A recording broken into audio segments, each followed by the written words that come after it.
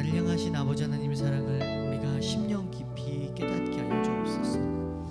말씀으로 이 시간 우리를 위로하시고 채우시어서 나의 상한 마음이 곤고한 심령들이 우리 공허한 마음들이 오늘 이 시간 주님의 은혜로 주님의 사랑으로 채워지고 하나님을 더 닮아가는 저희들의 삶이 될 수 있도록 아버지 우리를 주장하시고 인도하여 주옵소서. 우리 한번 같이 짧게 잠깐 잠잠히 기도하면서 나아가도록 하겠습니다. 주님 은혜 감사합니다. 부르신 주님의 귀한 사랑과 은혜 앞에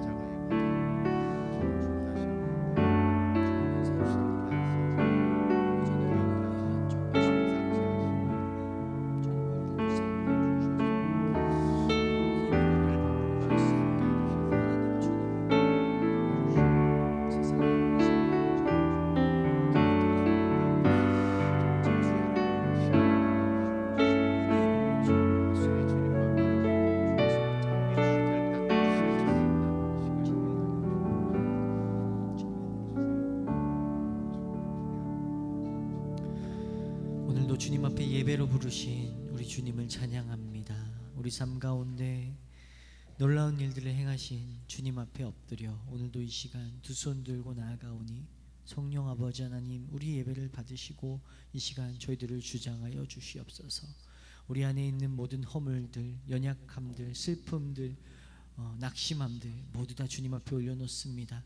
예배 가운데 회복이 있고 나음이 있고 예배 가운데 온전케 하시는 일하시는 주님을 보길 원합니다. 이 시간 우리의 삶을 통하여서 일하시는 주님을 예배 가운데 만나게 하여 주시고 말씀 가운데 살아계신 하나님을 더 깊이 경험할 수 있도록 아버지 예배를 주장하시고 저희들을 붙들어 주옵소서. 우리의 마음이 좌로나 우로나 치우치지 않고 오직 하나님 한 분만 사모하며 예배 가운데 온전히 주님께서 채우시는 놀라운 은혜들 가운데 나아갈 수 있도록 아버지 저희들을 주장하여 주옵소서. 이 시간은 주께 택하며 감사드리며 예수님의 이름으로 기도드립니다. 아멘. 우리 함께 오늘 주님의 아파하심으로 이 찬양을 같이 나누길 원하는데요, 사순절을 지나면서 이 찬양 속에 담겨져 있는 우리 예수님의 사랑과 그 하나님의 은혜들을 우리가 함께 같이 묵상하며 찬양하길 원합니다.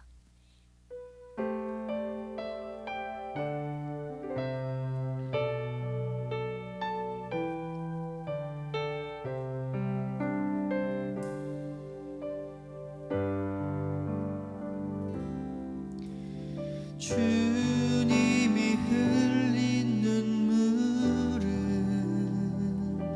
십자가의 무거움이 아니라고 우리의 무지함을 아파하시며 흘리신 눈물이었소. 골고다 그 언덕길을 우리 위해 걸어야 했던 그는 비난과 손가락질에 물과 피를 흘려야 했건만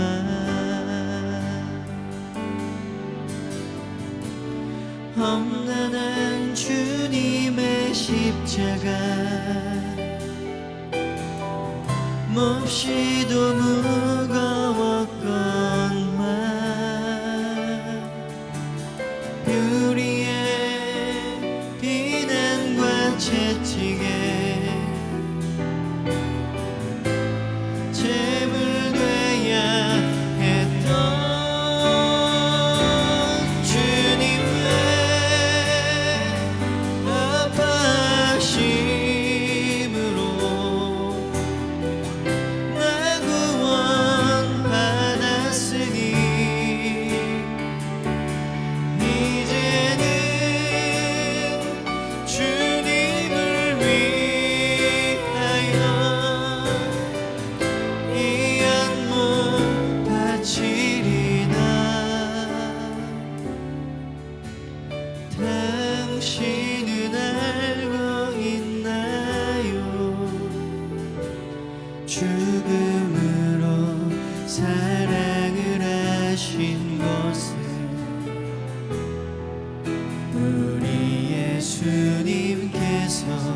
자기 몸 다하여 죄인을 사랑하신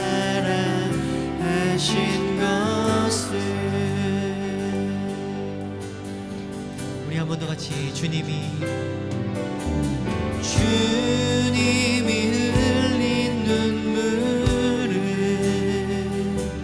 십자가의 무거움이 아니라오. 우리의 무지함을 아파하시며 흘리신 눈물이었소. 골고다 그 언덕길을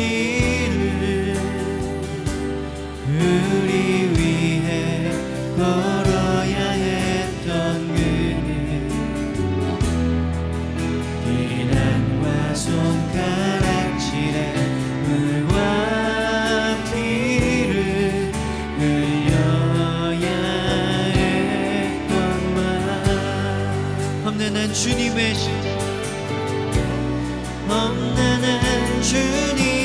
십자가 몹시도 무거웠건만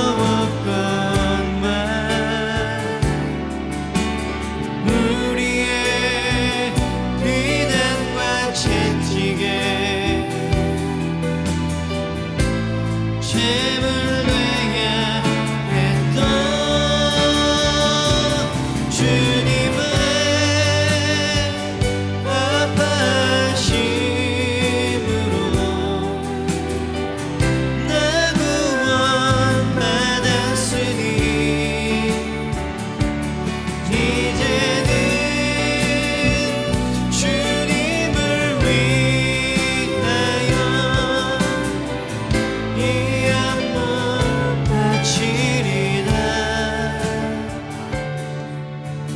당신은 알고 있나요? 죽음으로 사랑을 하신 것을. 우리 예수님께서 자기 몸 다하여 죄인을 사랑하신 것. 험난한 주님의 십자가 험난한 주님의 십자가 몹시도 무거웠건만 우리의 비난과 채찍에 죄물 돼야 했던 주님의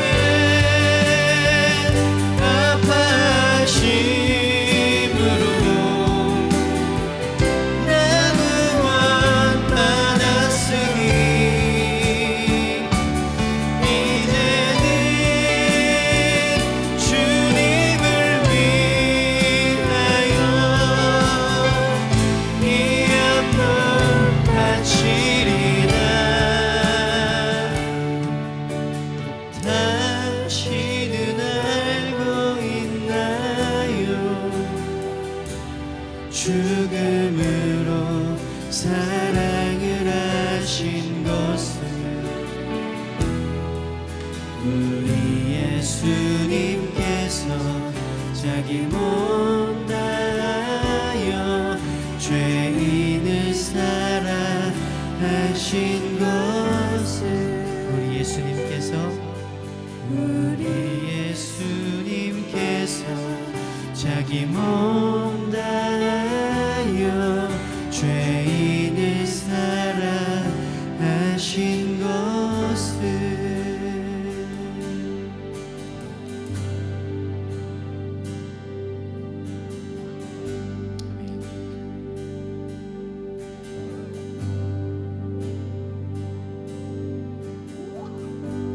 십자가 그 사랑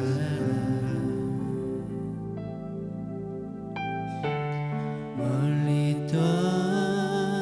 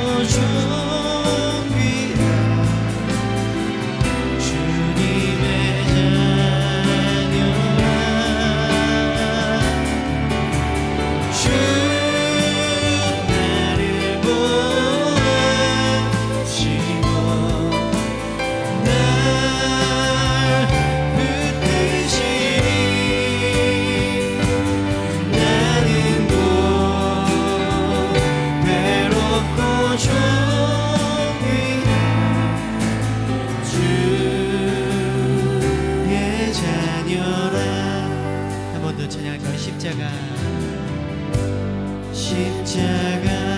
그 사랑 멀리 떠나서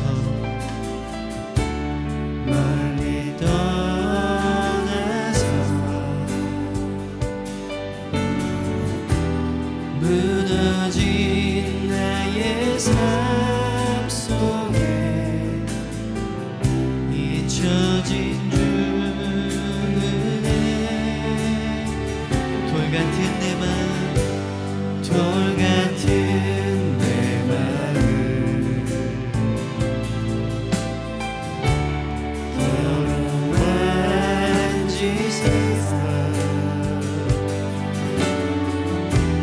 다시 일으켜 세우신 주를 사랑합니다.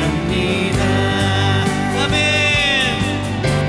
주 나를 보호하시고 날 붙드시니 나는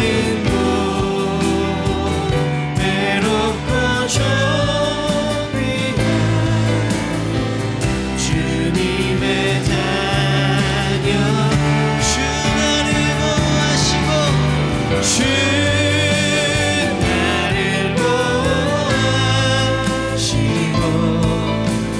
날 붙드시니 나는 못 외롭고 좀 귀한 주의 자녀. 자, 우리 이번에 2절 고백해 보겠습니다. 지나간 일들을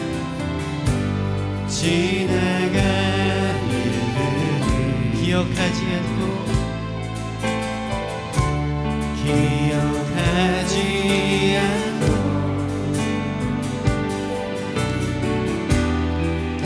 이전에 간 모든 일 생각지 않으리 사막의 강물과 사막의 강물과 길을 내시는 주 내 안에 새 일을 하신 주만 바라보니 아멘. 주 나를 보호하시고 주 나를 보호하 날 붙드시니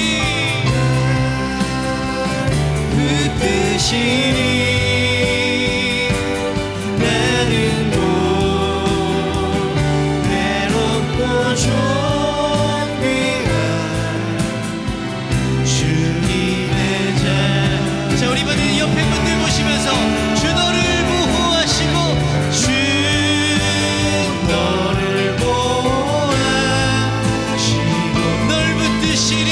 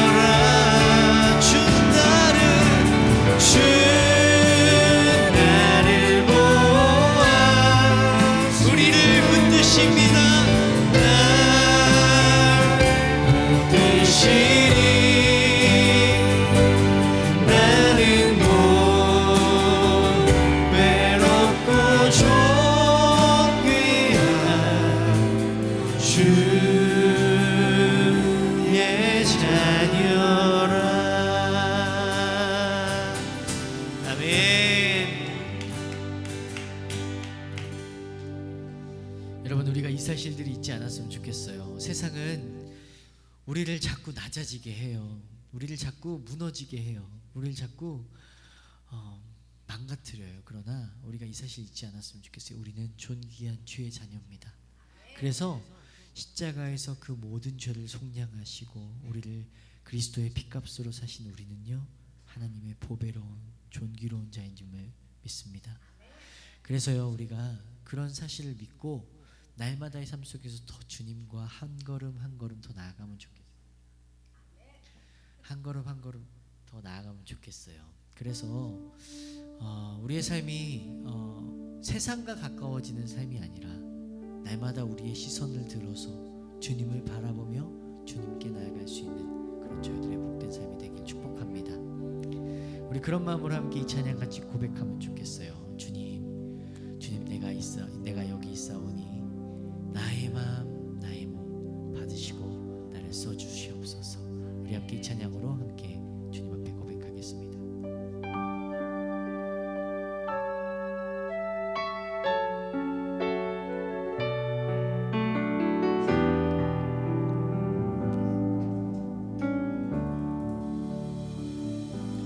주님 내가 여기 있사오니 나를 보내소서.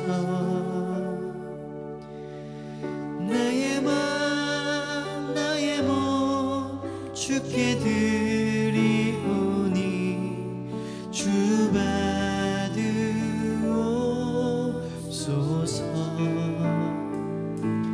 주님 내가 여기 있사오니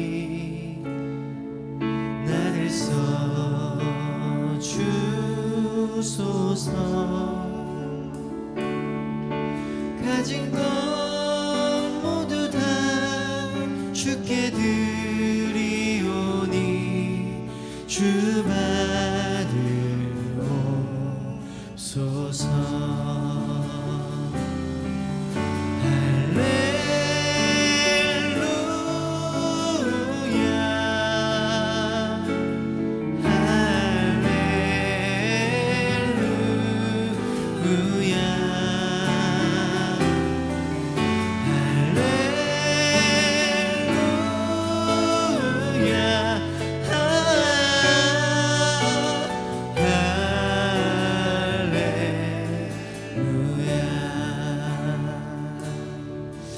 한 번 더 같이 고백할까요? 주님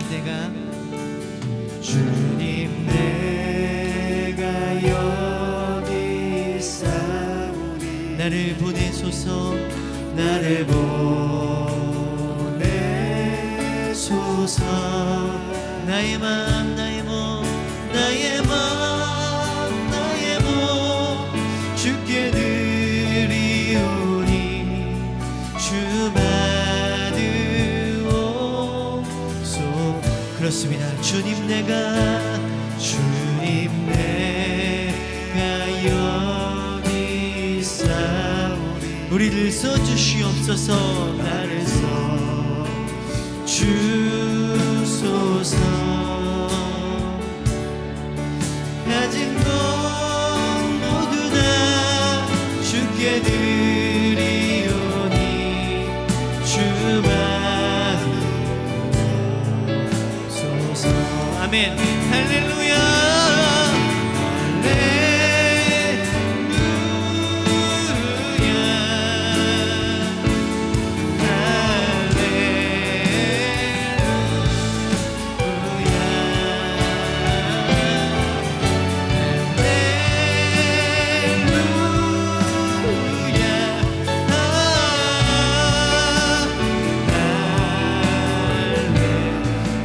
한 번 더 힘있게 주님 내가 여기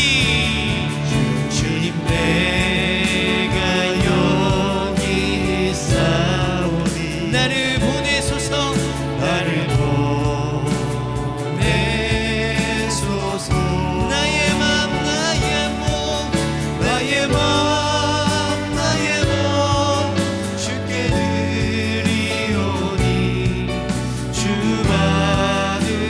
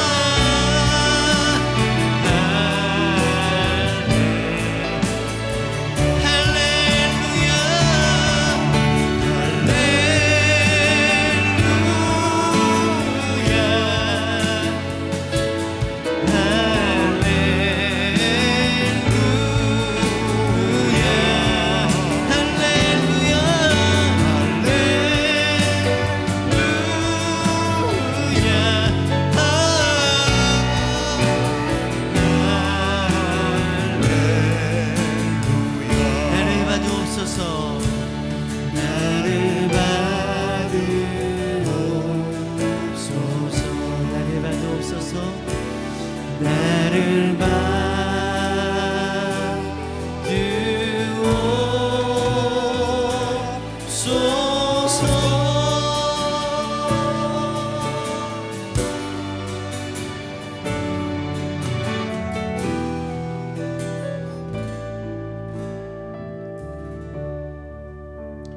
이 시간 같이 기도하겠습니다. 주님, 방금 우리가 고백한 것처럼 주님, 나를 위해 피 흘리신 그 사랑을 우리가 기억합니다. 나를 위해 희생하신 그 아버지 하나님의 그 독생자의 은혜를 우리가 기억합니다. 우리가 그 은혜로 이 시간 이 자리 가운데 나왔으니 주님, 우리를 그냥 마당만 밟고 돌아가는 자들로 삼지 마시고 오늘 이 시간 나를 만나주셔서 우리의 허물과 죄로 죽었던 주님을 더 깊이 만나는 시간들이 되게 하여 주시옵소서. 하나님, 나의 욕심과 나의 즐거움과 나의 만족으로 살았던 나의 삶들을 주님 앞에 내려놓고 회개합니다.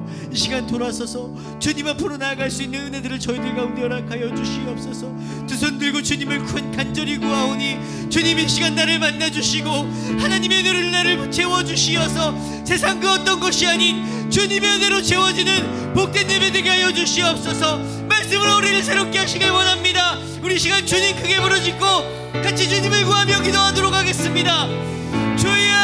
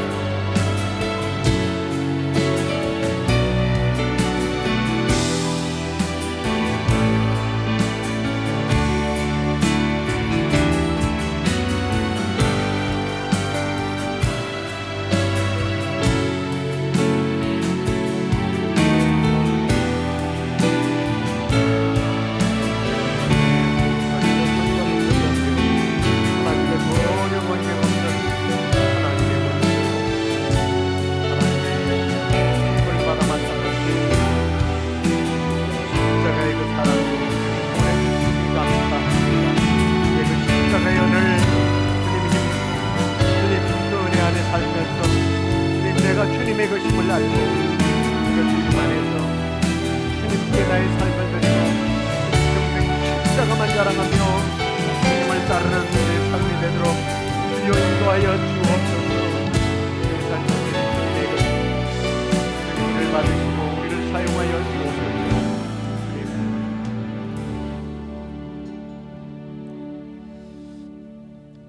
아버지, 우리는 이전에 하나님을 아버지라고 부를 아무런 자격도 없었고 또 하나님을 알지도 못했는데 그 십자가의 사랑으로 우리를 자녀 삼아 주시고 하나님의 백성으로 하나님의 은혜를 입고 살아갈 수 있도록 도우신 하나님 감사합니다. 이제 하나님의 자녀로 하나님의 백성으로서의 주님 사랑하며 사명을 다하며 복음을 위하여 쓰임받는 생애가 될 수 있도록 우리를 받아 주옵소서. 그리하여 우리가 주의 복음을 들고 나갈 때마다 주의 나라가 확장되어지고 하나님을 우리처럼 알지 못했던 사람들이 하나님을 아버지라고 부르며 주 앞으로 돌아오는 역사가 있도록 주여 우리 교회를, 우리 성도들을 사용해 주옵소서. 오늘도 주님, 우리가 말씀 듣습니다. 이 말씀에 나오는 교회가, 이 믿음이 우리의 믿음이 되게 하시고 우리의 고백이 되게 하시고 우리의 삶이 되도록 인도해 주옵소서. 그렇게 해주실 줄 믿고 예수님 이름으로 기도드리옵나이다. 아멘. 오늘은 데살로니가전서 1장 5절 말씀부터 10절까지 말씀을 함께 읽도록 하겠습니다. 이는 우리 복음이 너에게 말로만 이런 것이 아니라 또한 능력과 성령과 큰 확신으로 된 것이라. 우리가 너희 가운데서 너희를 위하여 어떤 사람이 된 것은 너희가 아는 바와 같으니라. 또 너희는 많은 환난 가운데서 성령의 기쁨으로 말씀을 받아 우리와 주를 본받은 자가 되었으니, 그러므로 너희가 마게도냐와 아가야에 있는 모든 믿는 자의 본이 되었느니라. 보시고 이르시되 가서 제사장들에게 너희 왜 이게 나옵니까? 네, 죄송합니다. 제가 복사하면서 아무 생각 없이 읽네요. 예. 그들이 우리에 대하여 스스로 말하기를 우리가 어떻게 너희 가운데 들어갔는지와 너희가 어떻게 우상을 버리고 하나님께로 돌아와서 살아계시고 참되신 하나님을 섬기는지와 또 죽은 자들 가운데서 다시 살리신 그의 아들이 하늘로부터 강림하실 것을 너희가 어떻게 기다리는지를 말하니 이는 장래의 노하심에서 우리를 건지시는 예수시니라. 아멘. 예, 할 말이 없네요. 예, 할 말이 없게 하는 믿음. 오늘은 이 제목을 잘 정해야 될 것 같습니다. 예. 오늘 본문 8절에서 사도 바울이 정말 아무 말할 것이 없다라는 말을 합니다. 정말 할 말 없게 만드는 데살로니가 교회, 그 믿음을 통해서 우리의 믿음을 돌아보고 결단하는 그런 시간이 되었으면 좋겠습니다. 여기서 아무 할 말이 없다라는 것은 좋은 쪽으로 정말 시비 걸 만한 그러한 전혀 흠이 될 만한 일이 없는 그러한 믿음을 가진 데살로니가 교회의 이야기입니다. 이제 주후 51년경에 바울이 두 번째 전도 여행을 하면서 이 데살로니가 지역을 방문하게 되죠. 당시 마게도냐의 수도였던 데살로니가에서 굉장히 전도를 정말 열정적으로 하게 됩니다.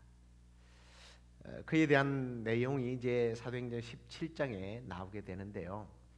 이 사도 바울이 당시 헬라인들이 자랑하고 내세웠던 어떤 철학적인 사고, 논리적으로 말빨로 우리식으로 말하면 복음을 전한 것이 아니라 하나님의 사랑과 복음의 능력 그리고 성령의 뜨거운 역사로 십자가의 도를 이 데살로니가 지역에 전하게 되죠. 그런데 이토록 힘쓰고 애쓴 결과로 이 데살로니가 지역의 사람들은 정말 핍박과 환난 가운데서도 우리가 읽었던 말씀처럼 성령의 기쁨으로 복음을 받아서 참된 신자가 됩니다.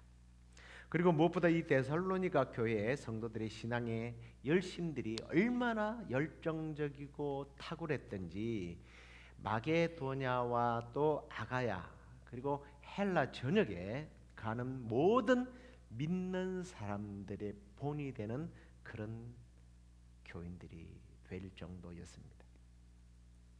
그래서 바울이 데살로니가 교회의 성도들이 하나님의 사랑하심을 받은 형제들로서 그렇게 하나님께 택하심을 받은 자인 줄을 확신한다. 이 말은 너희들은 정말 하나님의 구원을 받기에 합격 점수를 줘야 된다. 이런 의미겠죠. 우리식으로 말하면 당신 같은 사람들이 아니면 누가 구원을 받겠습니까? 이런 의미를 가지고 있습니다. 자, 이렇게 데살로니가 교회가 사도 바울의 자랑이 되었습니다. 정말 기쁨이 되었고요, 보람이 있었죠. 오늘 우리가 이제 이 헬라 전역과 로마 각처에 이렇게 데살로니가 교회가 이렇게 자랑이 되었는데 도대체 그들의 신앙이 그들의 믿음이 어떠했길래 정말 할 말이 없을 정도로 정말 딴지를 걸 필요가 없을 정도로 아름다운 신앙생활을 했는지 이걸 우리가 좀 관찰하면서 우리의 신앙을 돌아보고 우리도 좀 결단하는 그런 시간을 가졌으면 좋겠습니다. 먼저 9절 상반절을 보니까 그들이 우리에 대하여 스스로 말하기를 우리가 어떻게 너희 가운데 들어갔는지와 너희가 우상에게 어떻게 우상을 버리고 라는 말을 하는 걸 보면 데살로니가 교회가 먼저 이 우상을 버리고 하나님께로 돌아온 신앙인이었다라는 것을 우리가 관찰하게 되죠. 참 믿음, 참 신앙 이런 표현들을 합니다만 그러한 참 신앙을 갖던 사람들의 모습은요 우상들로부터서 아니 우상을 과감하게 청산해버리고 하나님께로 돌아서는 사람들을 말합니다. 우리가 뭐 믿음의 조상이라고 부르는 아브라함이 그랬잖아요. 아브라함이 살았던 메소포타미아 그 갈대아 우르 지역은요 정말 그 당시의 문화 그리고 힘의 상징적인 도시였습니다. 그러니까 뭐 아주 그냥 최첨단국이었죠. 뭐 미국이라고 그러면 좀 이상하니까 요즘 우리 한국 같아 설라나요? 요즘 한국이 뭐 대세 아닙니까? 한국어를 배우기 위해서 난리래요 전 세계가. 그 정도로 엄청 뜨는 그런 도시였습니다. 그런데 그곳의 특징 중에 하나가 우상 숭배가 아주 심각한 곳이었습니다. 그런데 아브라함의 아버지는요 그곳에서 우상을 만들어 파는 사람이었다고 합니다. 그러니까 우상으로 돈을 벌어 먹는 사람이에요. 그런데 어느 날 하나님께서 떠나라 그럽니다. 고민 없이 떠나게 되죠. 그걸 성경에서는 뭐라고 그랬어요? 갈 바를 알지 못하고 어디로 가야 할지 결정을 하고 떠나야 되는데 그냥 생각 없이 떠났어요. 제가 미국 올 때도 정말 생각 없이 왔어요. 그때가 9/11 터진 바로 그 뒤회여서 종교 비자를 발부를 안 한대요. 근데 여기서 뭐 초청을 하니까 그냥 당연히 오는 줄 알고 교회에다 그냥 사직서부터 먼저 냈습니다. 비자도 안 받고 사표부터 내고 저 돌아다니면서 인사 다 하고 그리고 알고 보니까 종교 비자를 안 준대요. 야, 나 정말 아무 생각 없는 놈이네. 그러면서 그냥 별대로 되라 그러고 했는데 또 이상하게 1분도 안 돼서 그냥 이게 종교 비자를 주더라고요. 그래서 왔더니 이제 교회 쪽에서는 당연히 못 올 줄 알고 안 올 줄 알고 근데 어떻게 왔냐고 그래요. 그냥 왔는데요 그랬어요. 그냥 아무 생각 없이 지금도 살아가고 있어요. 근데 제가 이 말하는 이것과 아브라함은 거리가 이건 전혀 다른 거예요. 그 당시에는 자기가 살던 곳을 떠난다 그러면요 죽으러 가는 겁니다. 그리고 아브라함은 다수의 당시에 부자였어요.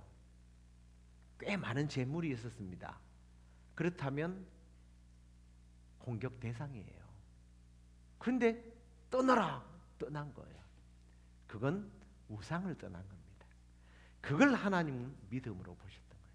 그게 믿음의 조상의 시발점이었습니다. 데살로니가 주민들은요 당시에 헬라의 다신교적 우상 숭배에 깊숙이 젖어 있었던 사람들이에요. 너무 당연한 이야기지만 데살로니가 교인들이 이 바울이 전한 복음을 받아들이기 전에는 우상 숭배자들이었어요. 아브라함처럼 온갖 류의 우상을 다 섬겼던 사단의 노예들. 온갖 우상이라는 말은 지금으로 말하면 그리스 신화를 생각하시면 됩니다. 온갖 신들이 다 등장하잖아요. 그런 사람들이었어요. 하지만 바울이 복음을 전했을 때에 복음을 마음으로 믿고 입으로 신해서 우상으로부터 그들은 완전히 돌이키게 됩니다. 사실 하나님과 우상을 동시에 섬길 수는 없어요. 그래서 예수님도 한 우물에서 단물과 쓴물이 날 수 없다라는 표현을 하잖아요.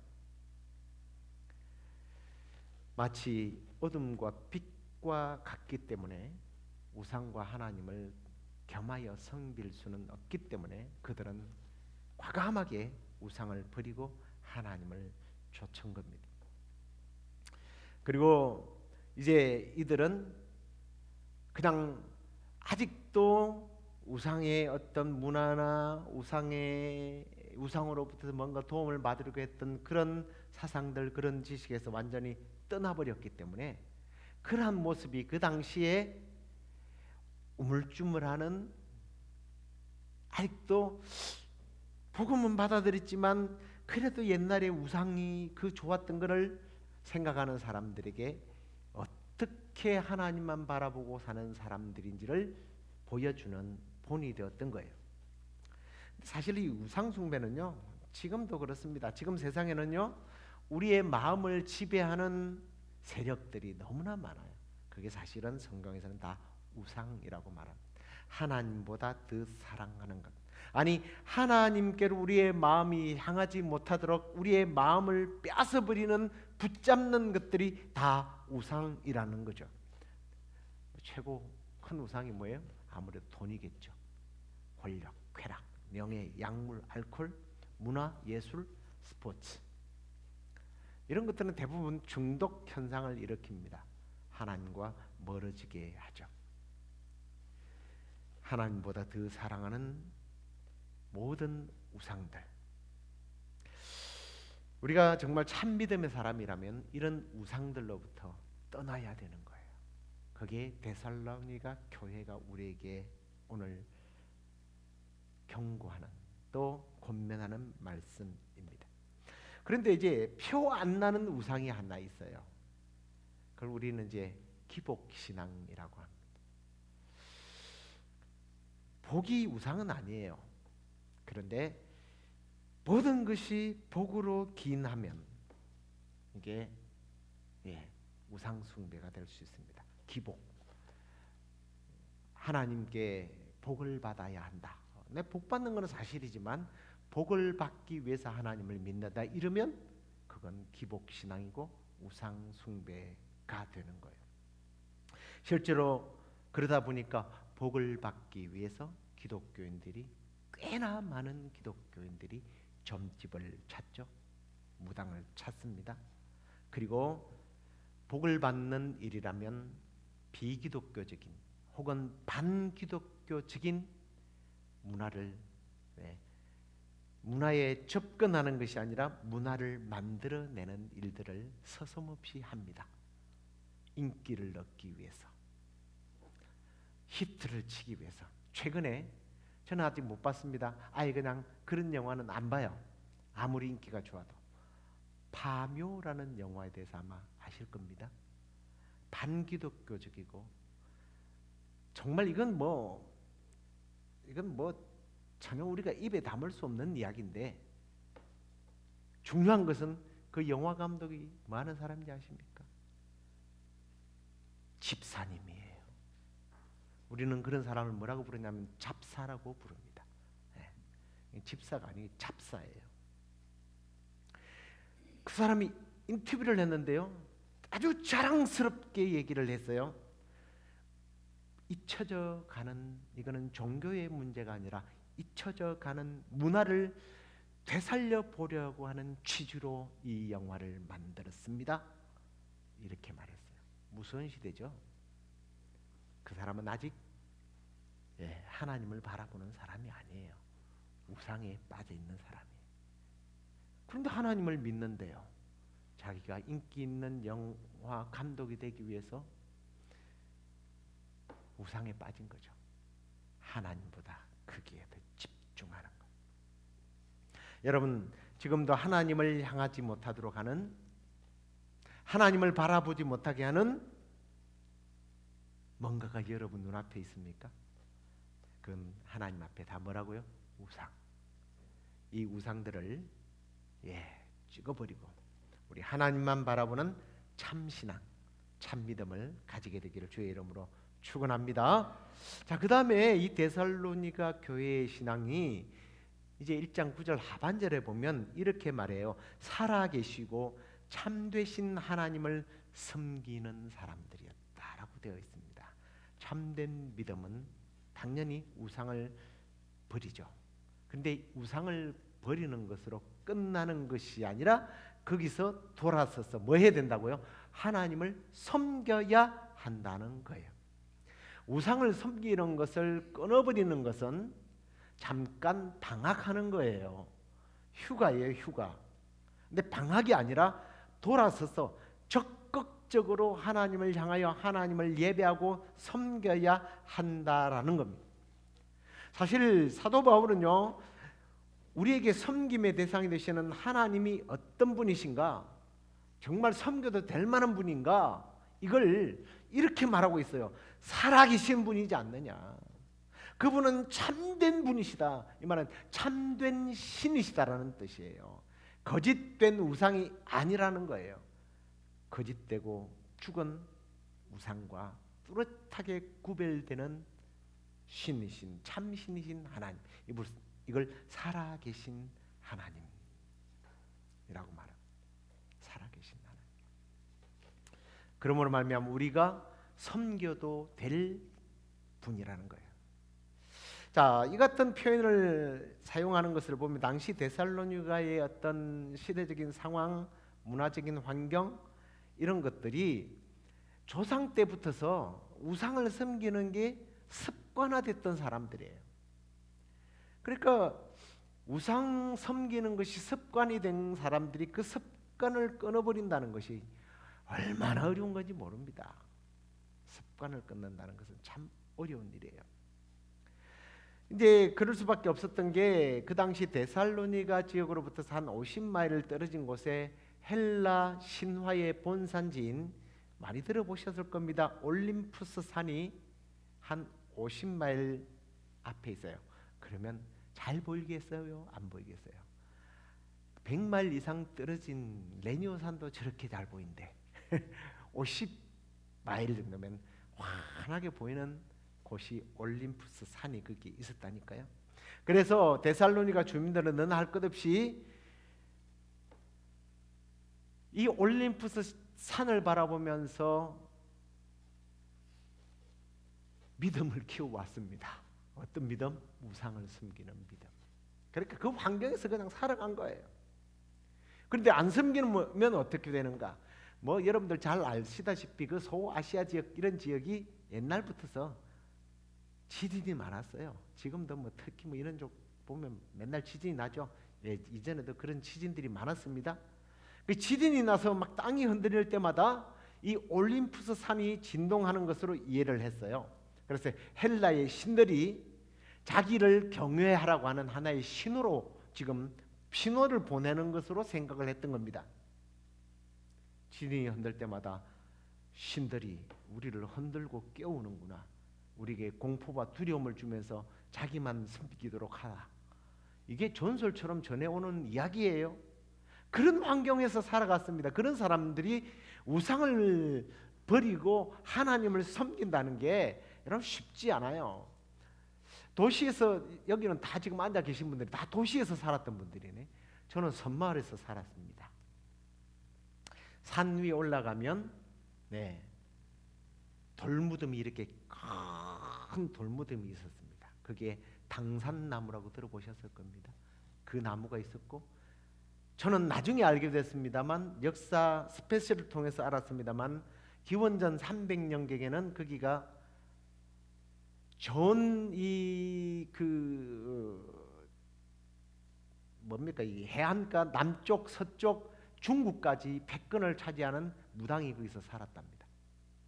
그리고 그가 죽으면 사람을 생매장하는 정도로 그가 부리던 하인들을, 그런 유서가 깊은 곳이에요.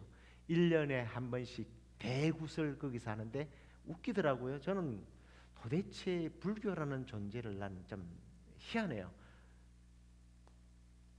법사하고 무당이 함께 모여서 그것을 큰 굿을 합니다. 그걸 큰 굿이라고 그래요. 대대적인 굿을 하는 곳이에요.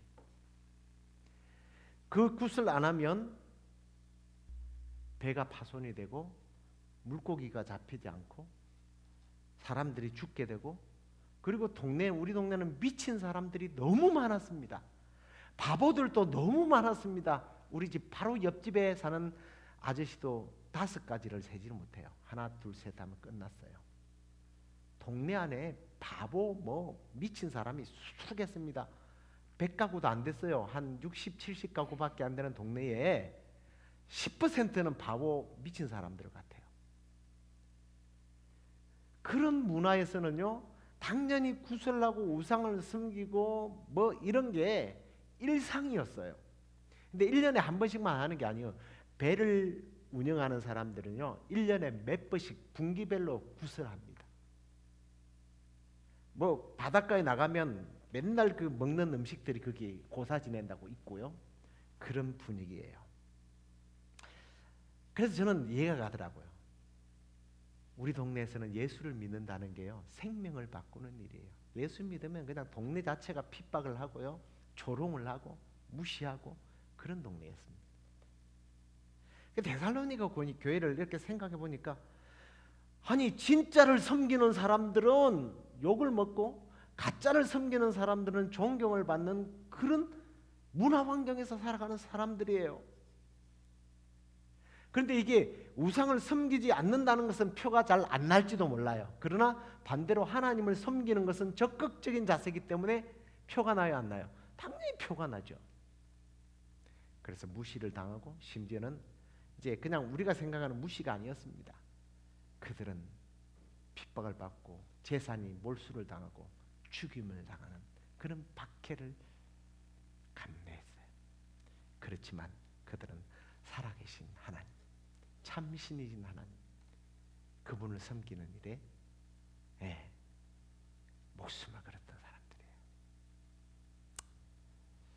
우상을 버리고 하나님께 이미 여러분들이 돌아왔다고 저는 믿습니다.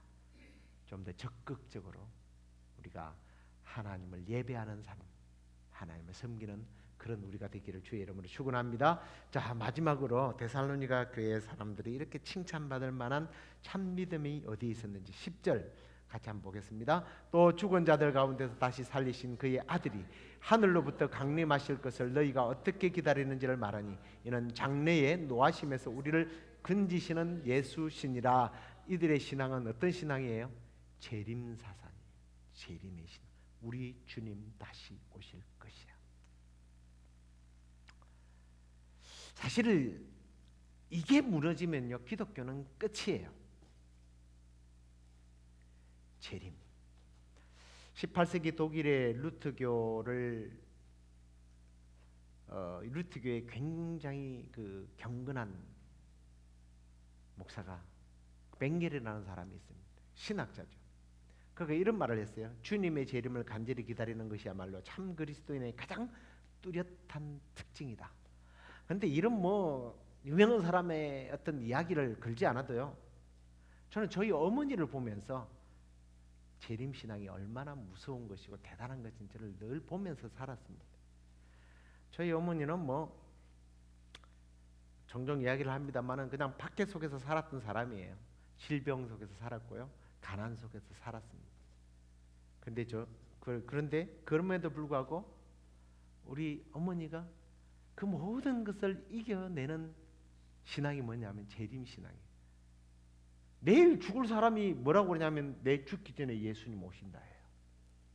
그때는요 좀 반감이 좀 생기더라고요. 아니 무슨 다 죽고 가는 양반이 아무리 봐도 예수님 안 올 것 같은데 왜 자꾸 예수님 오신다고 그러지? 자기 죽기 전에 오신다고 그러지? 그런데요 그 재림신앙이요 그렇게 힘들고 두들겨 맞고 머리에 성한 곳이 없을 정도로 여러분 요즘처럼 강목 좋은 게 아니잖아요. 옛날에 시골에 그 장작들 얼마 투박해요. 그걸 사람의 머리를 찍으면 어떻게 되겠어요? 그냥 피범벅이 그냥 쭉쭉 갈라져 된장 하나 그냥 갖다 붙이고 그런 흉터가 가득한 그분이 그걸 이겨낼 수 있었던 비결이 딴 거 없어요.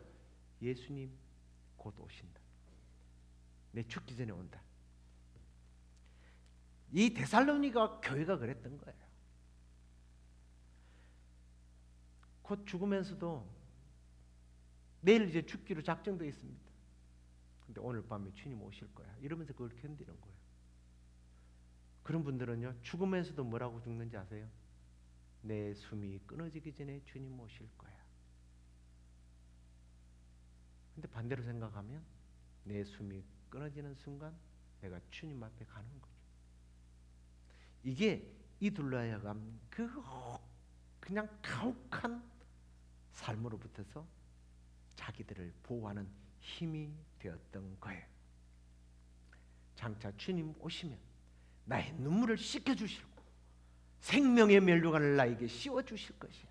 그 재림신앙. 제가 그랬어요. 장례 예배 중 마지막 화관 예배를 드릴 때는 꼭 이 데살로니가 전서 말씀을 전해요. 4장 16절부터 18절까지 우리 한번 같이 읽어볼까요? 주께서 호령과 천사장의 소리와 하나님의 나팔 소리로 친히 하늘로부터 강림하시리니 그리스도 안에서 죽은 자들이 먼저 일어나고 그 후에 우리 살아남은 자들도 그들과 함께 구름 속으로 끌어올려 공중에서 주를 영접하게 하시리니 그리하여 우리가 항상 주와 함께 있으리라.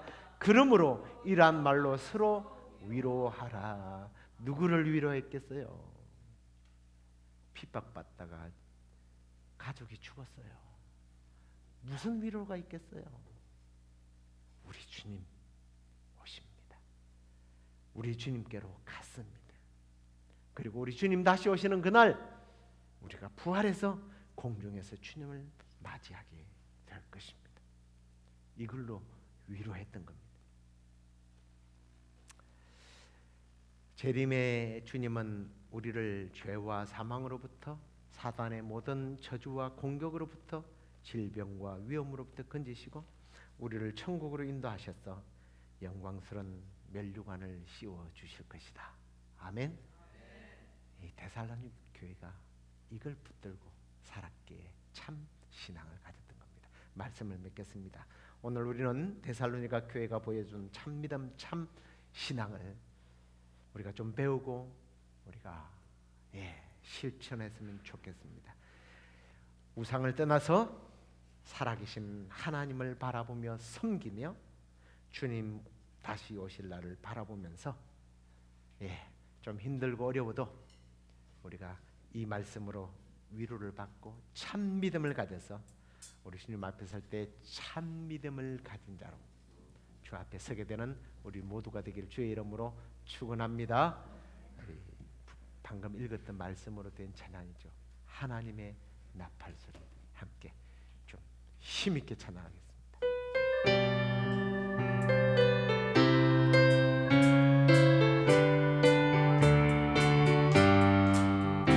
하나님의 나팔소리 천지 인동할 때에 예수 영광 중에 구름 타시고 전사들을 세계 만국 모든 곳에 보내어 구원받은 성도들을 모으리. 나팔 불 때 나팔 불 때 나의 이름 나팔 불 때 나의 이름 부를 때 나팔 불 때 나의 이름 부를 때에 잔치 참여하겠네. 아멘. 무덤 속에 잠자던 자 그때 다시 일어나 영화로운 부활 승리 얻으리. 주의 택한 모든 성도 구름 타고 올라가 공중에서 주 꿀배 우리 3절 주님 다시 오실 날을 우리 알 수 없으니 항상 기도하고 깨어 있어서 기쁨으로 보좌 앞에 우리 나가서 노래 그때까지 참고 기다리겠네. 나팔 불 때 나의 이름 부를 때 나팔 불 때 나의 이름 부를 때 나팔 불 때 나의 이름 부를 때에 잔치 참여. 나팔 불 때에 나팔 불 때 나의 이름 부를 때 나팔 불 때 나의 이름 부를 때 나팔 불 때 나의 이름 부를 때에 잔치 참여하겠네. 우리 나팔 불 때에 나팔 불 때 나의 이름 나팔 불 때 나의 이름 나팔 불 때 나의 이름 부를 때에 잔치 참여하겠네. 시간에 기도할 때 주님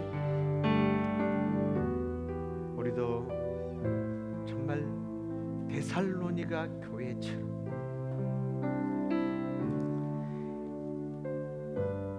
하나님으로부터 멀어졌던 우상을 섬기며 하나님보다 더 세상 끝들을 쫓아왔고 바라보았던 우리의 시선이 우리의 목적이 우리의 삶이 이제는 하나님께로 향해서 하나님만 바라보고 하나님만 섬기며 주님 다시 오실 날을 재림의 신앙을 회복해서 참 믿음을 가지고 더 이상 그 누구도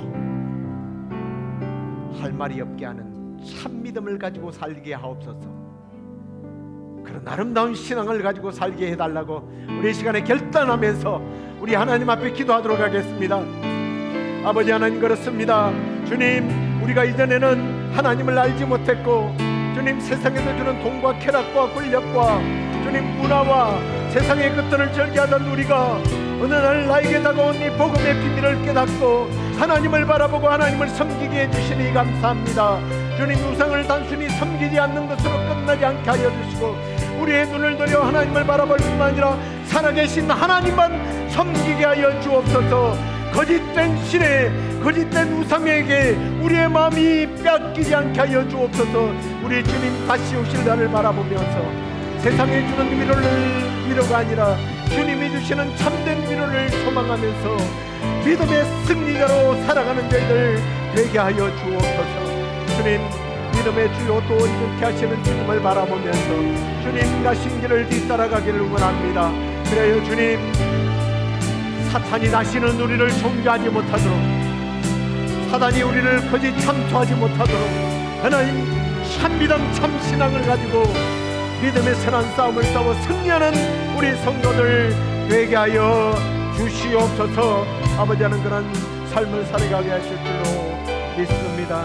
아멘. 우리 이 시간에 기도할 때 우리 연약한 자들을 위하여 기도할 텐데, 우리 박선희 목사님, 제가 한 예배 전에 한 1시간 정도 전에 한번 전화를 했는데 이제 나이가 들면 일부러 마취를 심하게 안 한대요. 못 깨어날지 몰라서.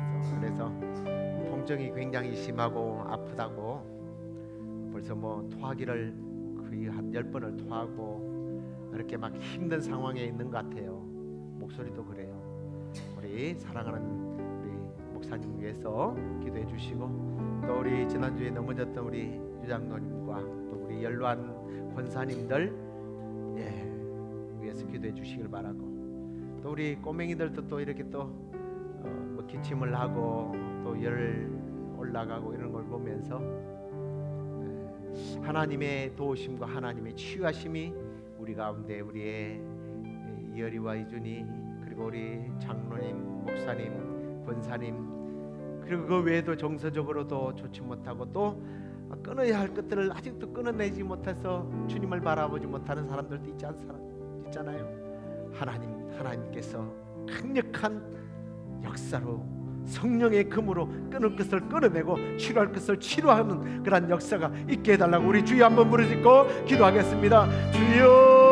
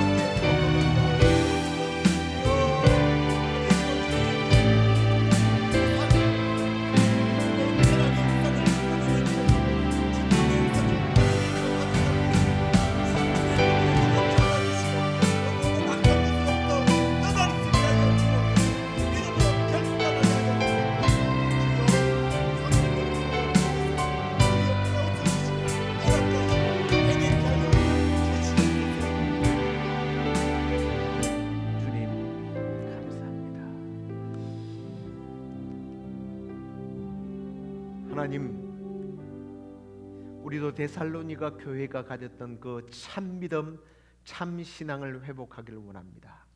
그리하여 사탄도 우리 주변의 그 누구도 다시는 우리의 신앙에 대하여, 믿음에 대하여 정죄하지 못하도록 할 말 없게 하는 참 믿음을 갖게 하여 주옵소서. 하나님과 우리 사이를 가로막는 그 모든 악의 영들을 끊어버리고 뒤돌아서서 살아계신 하나님만 바라보고 섬기게 하여 주옵소서. 힘들고 어려울 때에, 고통당할 때, 주님 병들어 지칠 때에 재림의 신앙, 우리 주님 다시 오셔서 나의 눈물을 닦아주시고 나의 이 아픈 마음을 위로해 주실 것을 믿고 위로받으며 이기는 참 믿음의 신앙인들이 되도록 주께서 붙잡아 주옵소서. 이 약한 자들을 위하여 기도했습니다. 주님, 그 모든 약함으로부터서 주님의 도우심으로부터 힘을 얻게 하여 주시고 치유받게 하시고 깨끗하게 고침받아서 주를 섬기는 일에 부족함이 없도록 인도해 주옵소서. 지금은 우리 주 예수 그리스도의 은혜와 우리 하나님의 그 크신 사랑과 성령의 위로 교통 충만하심이 참 믿음의 사람으로 살기를 원하는 우리 시애틀 영락교회 성도들 가운데 지금부터 영원토록 함께 있을지어다. 아멘.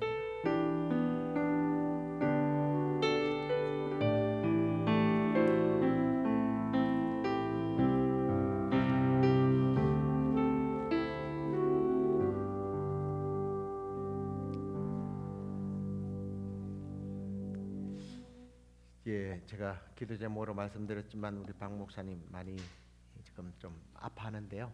예, 우리 기도가 필요하고 빨리 건강을 회복해서 그 팔팔 날아다니는 걸 좀 봐야죠. 예, 우리 이 낙한 이들 위해서 늘 기도하시고요. 또 우리 주일날 즐겁고 반가운 얼굴로 뵙도록 하겠습니다. 안녕히 들도록 하십시오.